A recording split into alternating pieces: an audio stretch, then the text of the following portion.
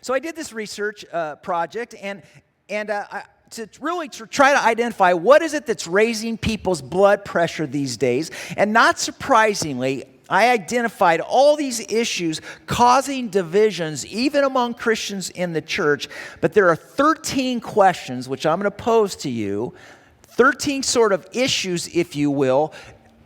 And I'd be interested to know if you have an opinion. I suspect you do. I don't want to hear it today. Maybe later.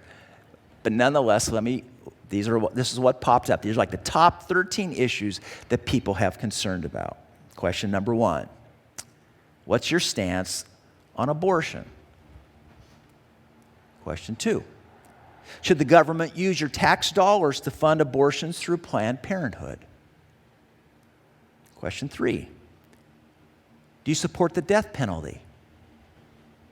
And related to that, number 4, should terminally ill patients be allowed to end their lives via assisted suicide? This is a big deal right now.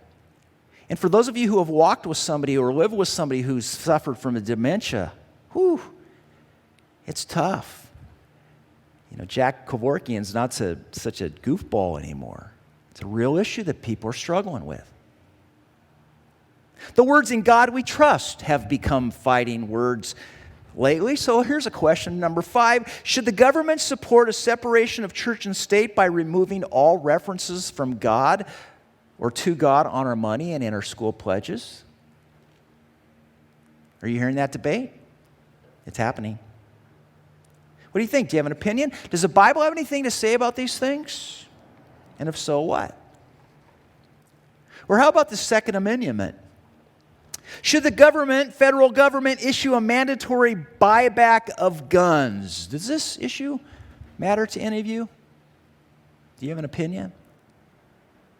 Or how about marriage and sexuality? That's another big thing that it seems people are disagreeing over or fighting over these days. Question 7, do you support the legalization of same-sex marriage? Should gay couples have the same adoption rights as straight couples?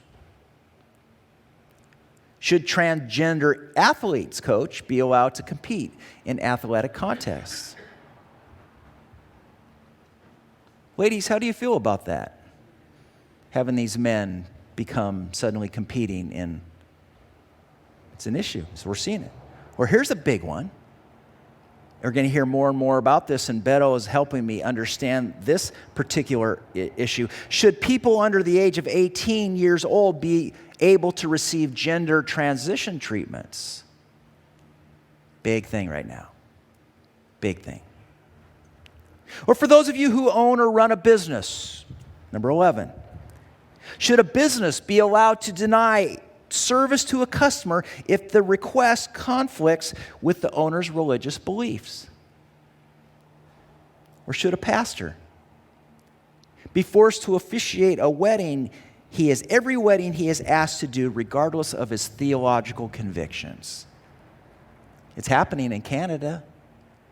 Pastors I know are being asked to officiate weddings based upon whoever it is, and the government has said you do not have the ability to say no. Or how about racial sensitivity training? You hearing that issue at all?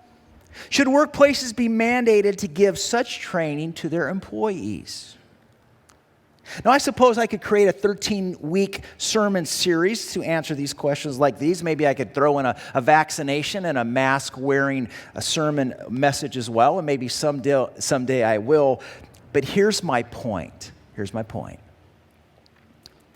If God has designed us to live in community, how do we do that when there are such large differences of opinion? Do we only associate with those who we agree with and share our conviction? Or is there space, brothers and sisters, within the church community for disagreement?